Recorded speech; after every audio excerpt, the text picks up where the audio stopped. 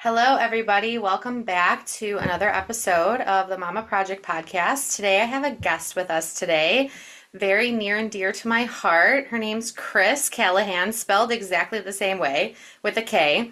Kris and I met, I think was it 2020? Yep. Yeah, we met in 2020. She was looking to get fit, and so she reached out on Facebook groups, which most people do, looking for a gym. And a bunch of people in the surrounding area recommended, the gym that I owned at the time. And so we met and she started taking classes and she started personal training and really took off and really made a lot of changes to her fitness routine, her nutrition, even though she was part owner of a franchise chain restaurant. So like there would obviously be like French fries and things involved in her diet still, but she would track them and still it all fit. But she made a huge transformation in her fitness. And so eventually I urged her to get her own personal trainer certification because she was so gung ho into fitness. And then things happened in her personal life. She became a mom, just kind of all of the different stresses of life. And when I was going through my kind of spiritual journey, going to Mission Church and then going to Alpha, I knew once I had experienced Alpha that Kris had to experience Alpha. So she came to Alpha. It completely changed her entire faith journey because Kris did it, she'll talk in a little bit how she didn't really have a relationship with Jesus growing up. But yeah, so that is kind of a little background on how Kris and I met. Definitely started. I was her coach, her trainer, and then we just evolved. Our relationship evolved into a really great friendship. And then we both became moms around the same time. We both sold our businesses around the same time. It was just kind of like all of these things were happening around the same time. And then I helped Kris on this journey to Jesus. So that's kind of what we're going to talk about today. So, Kris, thank you so much for being here. No, I'm so glad to be on your podcast. It's great. Thanks, bestie. Yeah, I'm so excited. So, give us a little brief bio before we get into your background, like your childhood and your upbringing. Okay. So yes, my name is Kris, but I am a Christine too, so that's even more Christine squared. But 32, stay-at-home mommy, part-time dance teacher when I can, part-time fitness trainer, like she said as well. But free time spent, family, doggies, cat, friends, live music, being outdoors, whatever I can. So a little bit Oh, about me. and I forgot to say she's pregnant with baby girl number two right now. Yeah. Forgot to mention that. She is about 29 weeks, 30 Yep, weeks. Yeah. 29 So, this week. yeah. So tell us a little bit about your background on like your childhood, your upbringing, and that whole experience. So honestly, like when I look back at my childhood, even now I tell my parents, like, y'all gave me a really great childhood. Like I am very grateful that they had a loving relationship. My parents still, they're married like, I don't even know, 40 some years, definitely for sure. But just having the caring and supportive and loving and everything like that was so important, and I'm truly grateful for that. But I have two older brothers. One's 10 years older, one's 7 years older. So we weren't really close at all until adulthood when we could actually connect and really learn about each other. But not too many like bad things in my childhood necessarily. So, I mean, when I look back on it, I can still smile and truly say that it was a great upbringing. So, very thankful for that. So what were when you were growing up, if whatever you can remember, what were your thoughts and beliefs about like religion and faith? Well, the only religious person in my family was my grandma, and we were extremely close. She passed away, I think, in like sixth grade, but I was there every weekend. It's not like she went to church or anything, but she just every card I have, God bless you, God loves you. I've found little trinkets over the years that I'm like, wow, like she really really loved God and Jesus, but we didn't really know that about her, or like she didn't force that upon us. I think I stepped church maybe like 3, 4 times as a kid, more or less because, your friends went, so you went, kind of thing. But my parents had never once was like, let's go to church. I know that they were brought up with religious parents, but again, I think just over the years, it just kind of their faith kind of fell out beneath them and they never got back into it. So, not too much in my childhood at all. I look back and I'm like, what did I think before I knew God created? And I'm like, I just had no idea. I You have didn't even think nothing to, about it. I didn't Yeah. even think about it. I'm like, what could I have even pinpointed then? So I really, yeah, I had no knowledge at all until in my 30s. Now, what were your beliefs about yourself growing up, or like your definitions of success, and what was school like for you, and then moving into your career? Because I know you didn't go to college, you just started working straight away, right? So talk about that, I guess that experience of like school to working and all of that. So I started working for the franchise, the same company in high school. So I worked my way up, but I did actually go to college just a little bit, but I flunked out because of the things that I got into.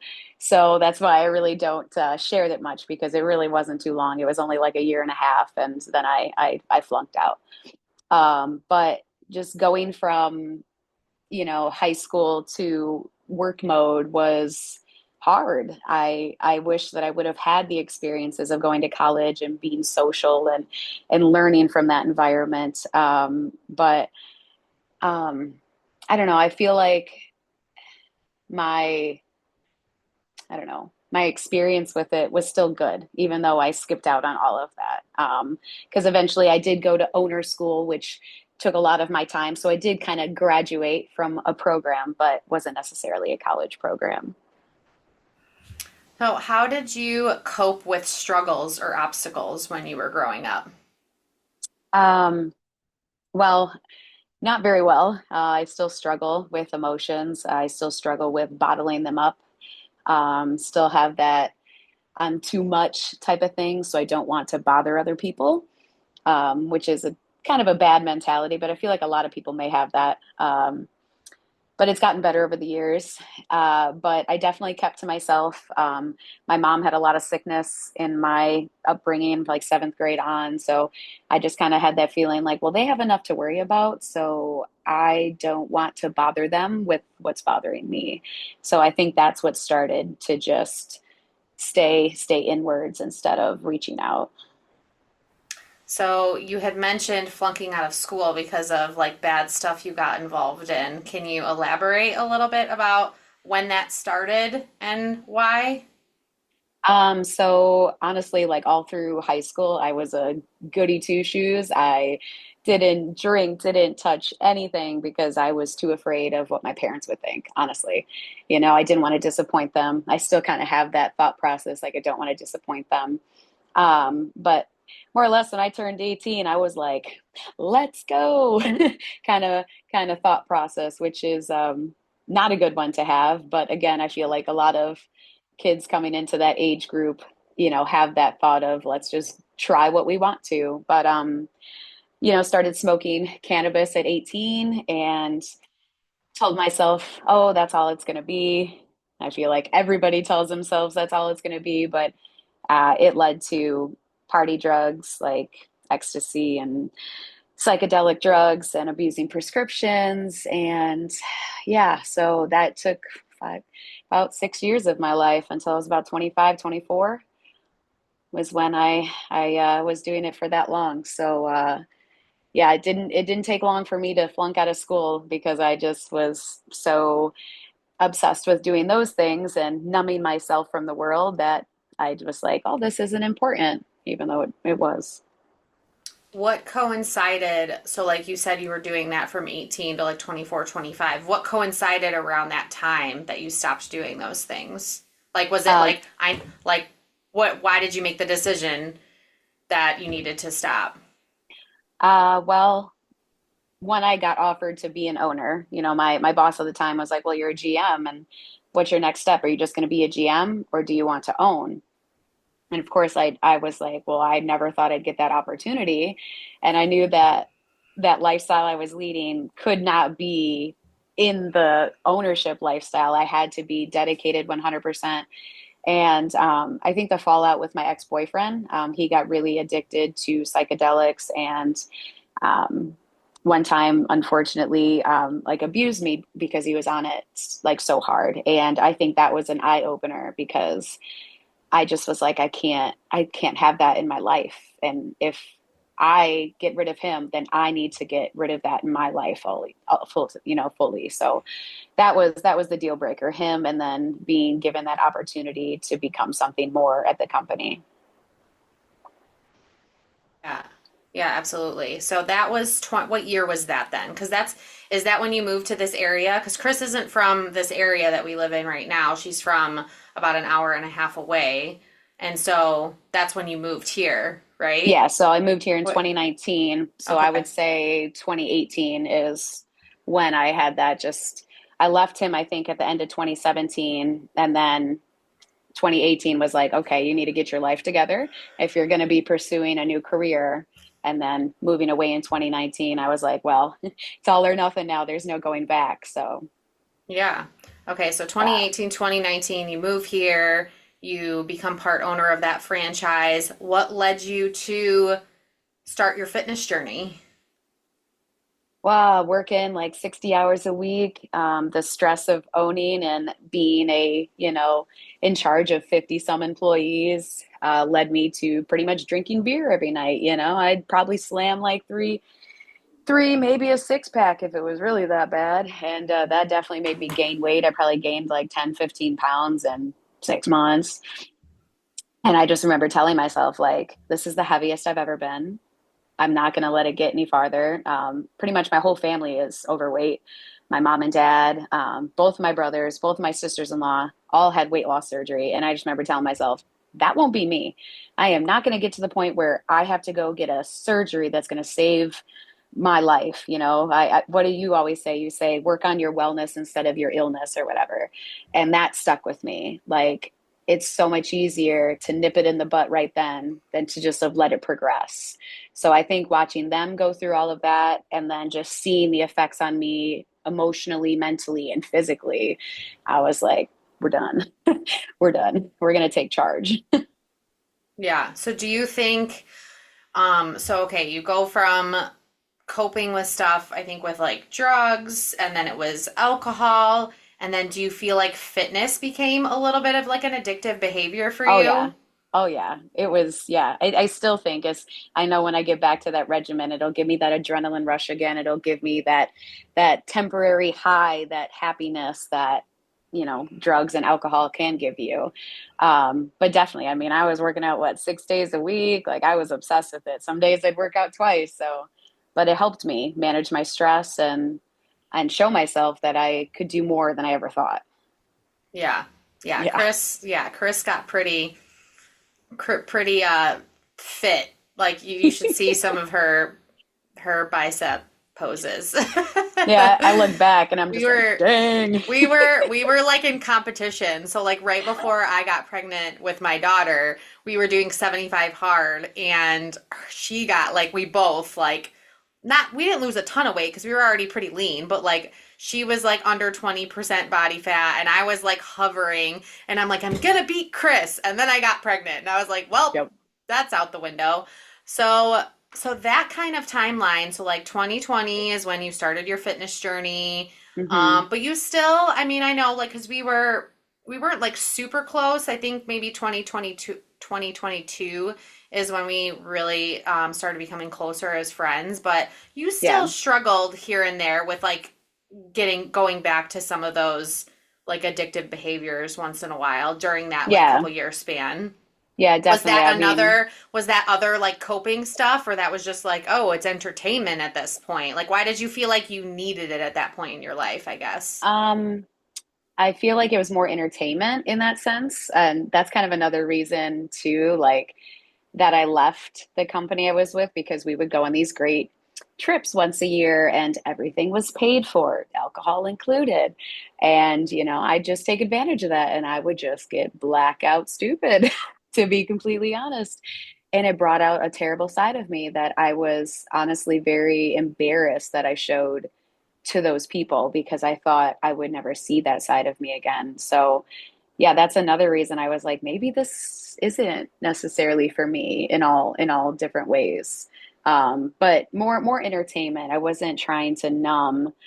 I just thought that it was still a source of fun, even though you can still have fun not doing all of those things. Yeah. And like didn't always lead to like the best decisions too, right? Oh gosh, Yeah. no. Yeah, no, I made some of the worst decisions on alcohol. Every bad decision I look back on in the past 5 years, alcohol, Mm-hmm. alcohol. Yeah. Yeah. So 2022, I was pregnant with Evie, and then so I had Evie in December, and then Kris got pregnant a few months late. Like literally, it was crazy because Yeah. I got pregnant, sold my gym, whatever, and then Kris got pregnant, sold out her franchise. So can you talk about that a little bit? That decision, like why you decided to sell, how it affected you, and then you got pregnant shortly after. I think you didn't know you were pregnant when you were selling, though, right? I think that No, all. Yeah, had yeah. no idea. Yeah, Yeah. that was the crazy part. So talk about that decision and then finding out you were pregnant. Yeah, I from the end of 2022, I was just, and okay, more or less after COVID made everything very difficult in the restaurant business. I mean, you couldn't find good help. The help you find or found wanted to be paid extravagant rant or rates, and I'm sorry, like I couldn't afford that. So I was working 60 hours a week, open to close, just burning my life away. And I realized, is this what I want for the rest of my life? Is this really how I pictured it being 5 years into owning? No. And I just realized that if I wasn't going to be able to get the help I could from the company and they weren't going to see the struggles I was having, then they didn't deserve me. They didn't, they just cared about the money. They cared about the how are your numbers instead of how are you doing? Are you okay? There was a time where I told my partners, like, I'm going through a like major depressive state and like my therapist really wants me to slow down working, really, and all this. And they just kind of like laughed about it and thought it was kind of dumb. And I was like, but this is what's happening to me and you don't care? Like you really should care because I am in charge of all of this. I'm in charge of so many people and I just couldn't do the job like I used to. And I just was like, need to make that decision. Do we stay here or do we find something else? And that beforehand you had me get my certification for training and that was like the big opener, like, oh wow, you actually can do more than just serve food all day, then run a business, look at numbers. And so I think you were a part of that, like, like you're more than you know, so why don't you make a hard decision? And I'm so glad I did. And so I decided in, I want to say May, that I was going to leave in 23. And then I found out I was pregnant in June.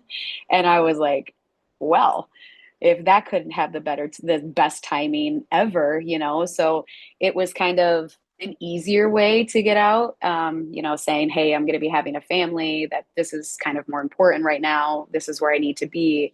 But still, in the end, it started because I was burnt out and I just didn't want to be treated that way anymore. Yeah. How did you feel when you found out you were pregnant?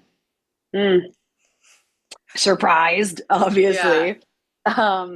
Scared, happy, all the things.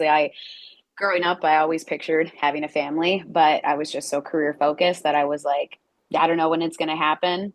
If it does, it does. And, when I got with my partner that I'm with now, we always were like, oh, we're not having kids. Oh, and then it happened. We were both like, well then, here we are.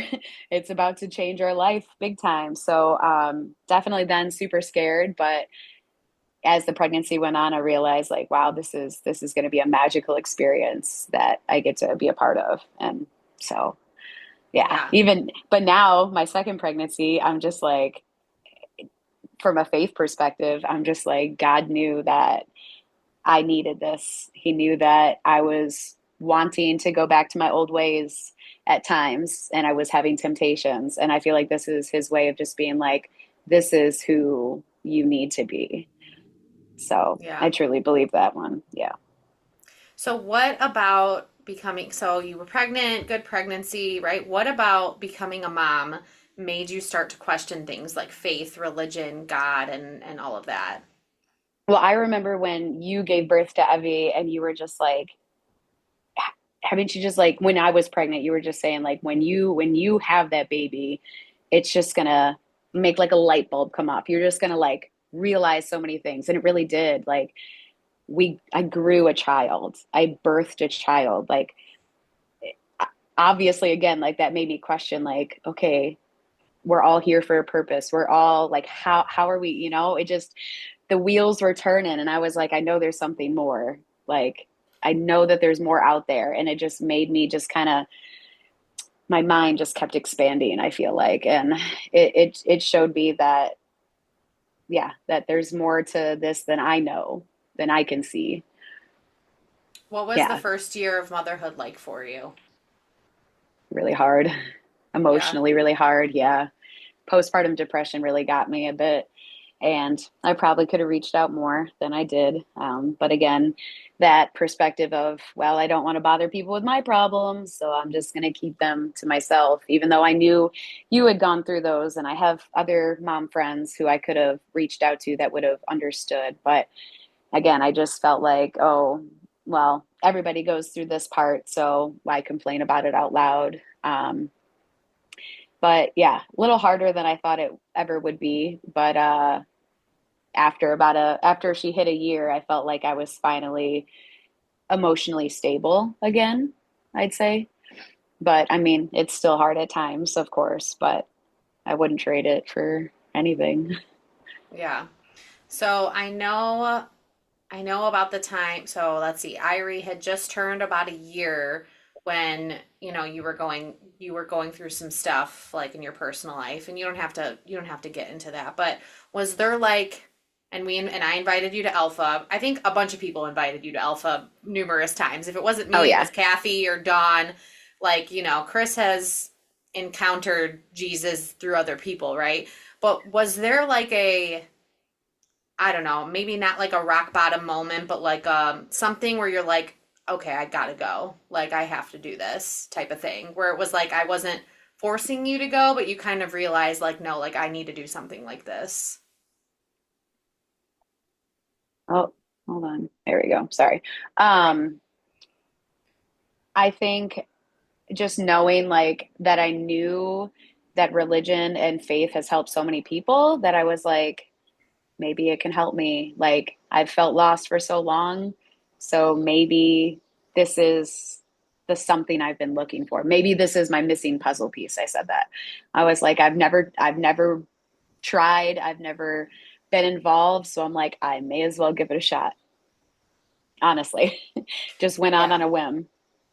Because at that point, I mean, we all have struggles, right? I mean, we're all human, right? We even when we follow Jesus, Jesus still says like in this world you will have trouble, right? Like that we have a fallen world. So but it's just I think the coping, right? And I think the communication, like you always felt like you needed to bottle up and just keep Yeah. and repress and keep things to yourself as to not bother other people. Whereas no, people want to be there for you, right? Like that's what community is for. Yeah. So what were your expectations and your hesitations about Alpha? I mean, I really had no idea what to expect. I just knew it was dinner video discussion. But I remember telling, my boyfriend, because he did it with us. And I just remember saying, like, well, if we don't get faith or religion out of this, at least we get practice at talking about hard things. I was like, because this is stuff I have never spoke out loud about. So I'm like, hopefully it'll just help me be able to communicate better. If I don't get anything else, then I hope to just be a better person.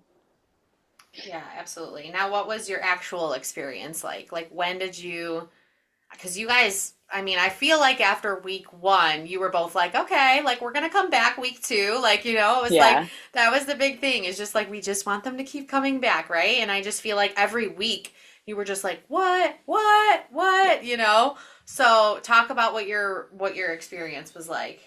I mean, when you go into something like that and have no knowledge of faith, no knowledge of religion, yeah, that stuff blows your mind. Like, because you would never think of those things on your own. You would never, I don't know, yeah, you would just never think of any of that. So I think just being immersed in it with the amazing people that were there, and I mean, especially the group we were in was just great, super great.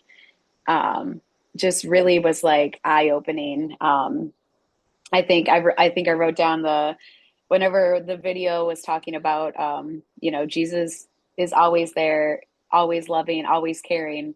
You just haven't opened the door to see it yet. And I think that was like my, well, dang, like I may as well open this door and see what's inside type of ordeal, like what's it gonna hurt? And I think that's when it took off for me. So that was the big eye opener. Like he's been there all along. You just didn't open the right door. Did you, so like was it during Alpha when you started thinking back on your life and like how God has been there, how Jesus has been there for you? Was that during Alpha that you started like thinking about that, or was it after?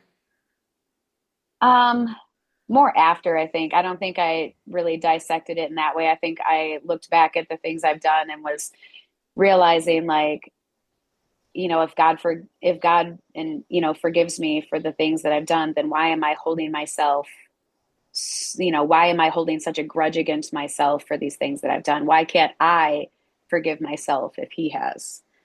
And that was a big kicker. Like, why am I pushing myself down when I should be letting it off my shoulders? And you know if God knows that I did these things, I should be able to openly say them to him. And I think that's when I finally was able to open up and physically say the things out loud. That's when it really hit me, like, wow, that felt so much better to be able to talk about it. When did you feel like your heart was starting to change?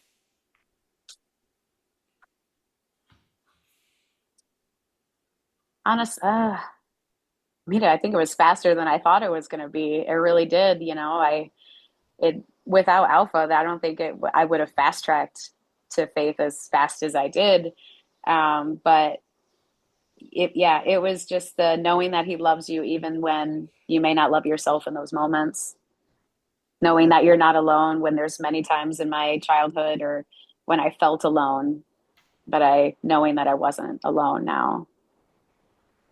Yeah. Yeah. So Alpha ended in, what was it, April? Like beginning Yeah. of April. And Hmm. then a few weeks later was baptism weekend. Okay. Yeah. And I wasn't going to go to baptism weekend because I was like, I've been baptized. Like, I know what this is all about, whatever. But I don't know, something was telling me I should go, and it was probably the Holy Spirit. So I went, and baptism weekend at Mission, there's a bunch of people that sign up, but our pastor, John, does a lovely sermon about why you should be baptized as an adult if you haven't been. And Kris decided to stand up and get baptized. So talk about that decision. And I know you didn't expect it, but No. so we baptized her in at the end Yeah. of April. So why did you decide to get baptized?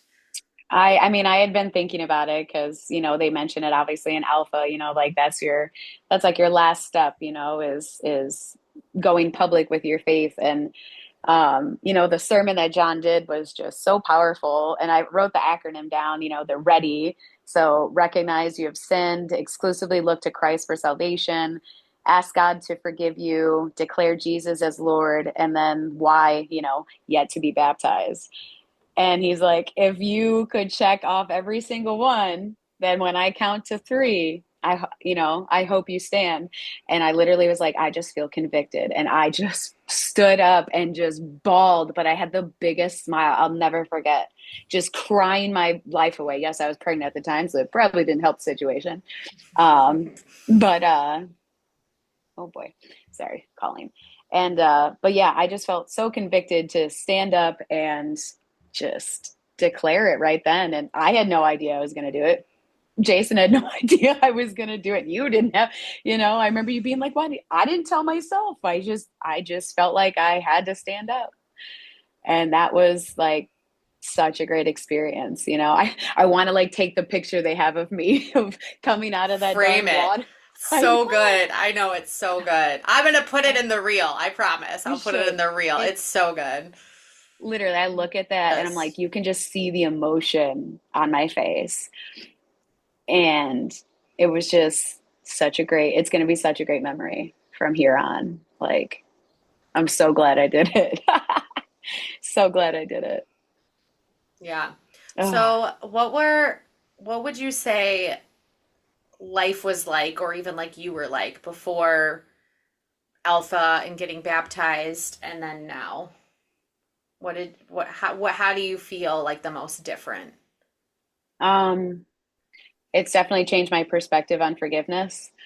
I was the type of person that wanted to hold things above your head, hold a grudge, like you did this to me, like I'll never forgive you, while learning, that Jesus forgave people even for the same sins over and over because, he believed that that's not you, that you can be the best version of you. And I was like, well, if I'm going to have this outlook on myself, then I can't do that to other people, and I feel like it's given me patience when going through hard struggles. Yes, at times I still fall back on the anger, but then I remind myself that this is not the way. That's not Jesus' way. That's not how it's supposed to be. And so I feel like it's helping me just become a better person in that way, with especially it's going to help me be a better mom with patience and understanding my child more. But help my relationship and, to become a marriage one day. And I know it's going to be even better now having Jesus. I know it will. I don't want to Yeah. Yeah. cry. It's been an emotional week, that's for sure. So, life doesn't get easier either. Like Kris, Yeah, I and know. we're not gonna get into Jason's story, but everybody has their demons, right? We all have stuff. And Yeah. so, at the time of recording this, Chris's boyfriend Jason surrendered his life to Jesus just yesterday. And that was Yeah. something we were praying for, and talk about forgiveness. And it's just like I have seen Kris, and I know that if she didn't have Jesus like in her heart, she probably would have just been like, F this. Like, I know Kris, Yeah. Yeah. right? That was Like, the old me. Yep. That and was the that mentality I was, had. yeah, like, Hmm. and she stayed because she knew that Jesus was going to move in his heart also. And we all did. And so we all, rallied together and just kept praying and kept praying. And Jason was so convicted. It's just, and the thing is too, and John talks about this too at Mission, is just like it has to be authentic, right? Yeah. And that's what it was. Like, you could just tell, like, your transformation was totally authentic. Mine has Yeah. been totally authentic. And then seeing Jason, like, it gives me literal goosebumps because Oh, I know. you can tell when someone's I convicted. know. Like, it is Yeah. like they are like they I can't wait till I know he's going to get baptized. Like, I know that's next. And I told him, you I better know. tell me those dates because I am not missing Not that. missing. Yeah. So how do you feel like Alpha has impacted your life? Um, And just, I guess following Jesus and getting baptized and, finding your faith.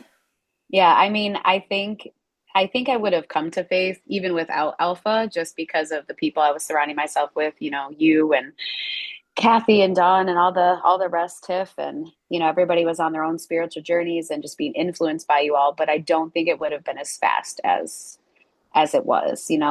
Those 9 weeks or whatever was truly eye opening.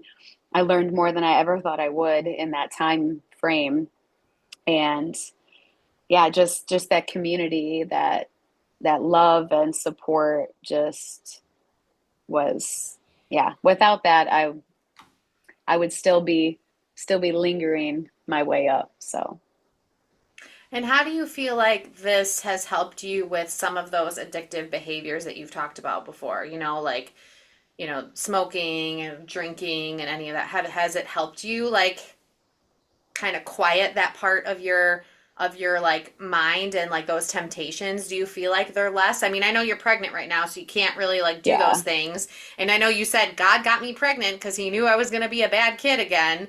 Yeah. Um, but like, yeah, I guess how do you feel about, those things now that you are, you know, on this path to following Jesus? Definitely have a different point of view with it. I definitely feel like it's easier to resist those temptations now and to realize that, I'm not just, if I don't believe that I can overpower the temptation, someone else knows I can. And I think that's like that reassuring, when you think you can't, well, somebody else knows you can. Yeah, I Yeah. mean, John said it this weekend, like he was talking about how he was panicked about an upcoming, ministry year. And he's just like, God, I can't, but you can. And I Yeah. think that that's with everything, right? The forgiveness piece is just everything. Like when you have God to help you with those things, when you realize he forgives you for everything, Yeah, then it's easier for us to forgive. definitely. What would you say to others that are on the fence or like have some hesitations about attending Alpha, maybe like you did at the beginning? Just take the leap and do it, like I didn't expect myself to come into faith from it, but you can just expect yourself to change for the better in some sort of way. Or just realizing, that there is more, or it'll help you start to question and realize like, there is more than we know out there. So, take the leap, go go find out more for yourself instead of what you have never been told, or maybe you have been told and you just weren't sure about it. Yeah. So what are you currently praying about? Like what's your current prayer list like? What are some dreams that you have that you are kind of holding loosely and kind of surrendering to God as you kind of entrust him in your timeline? Um, I pray for my family, like my mother and father, to, live the longest life they can and to have the best marriage that they can, which they do. It's beautiful to watch, but, praying for my family that I have and my growing family. Pray that I'll be able to say no to temptations that come, and same for my partner, that he can say no as well and stay on track, and just pray I'll always have these great friends that surround me that I do now. And yeah, whoever thought I would pray, but gosh, when you do it, it's like, wow, I feel so much better. I feel so good after I do that. Never thought I'd be a praying gal, but here we are, and I am for it. All for it. I know, right? She went from listening to Drake to listening to Forrest Frank. Like, what the hell? Whoa, man, straight The up. I mean, I heck? can still get Yeah. down to a Drake song, but it don't Yeah. hit the same no It, more. yeah. Yeah, exactly. Well, I have just, I've loved watching you transform over the last 5 years. Like both of us, like our lives have completely changed, but it's all for the better. And I Yeah, love, now this open invitation to others that we meet, in our mom life, right? And like raising our girls together and just being together through the ups and the downs. It's been such a blessing to be your friend, and I love you. absolutely. I can say the same thing. I'm so thankful for you. Well, I hope that you all enjoyed listening to this episode, and I thank Kris for being on. I'm going to put our little story about how I got her to Alpha in the show notes, like I did on the last episode. So, thank you all for listening, and we'll see you next time. Thanks.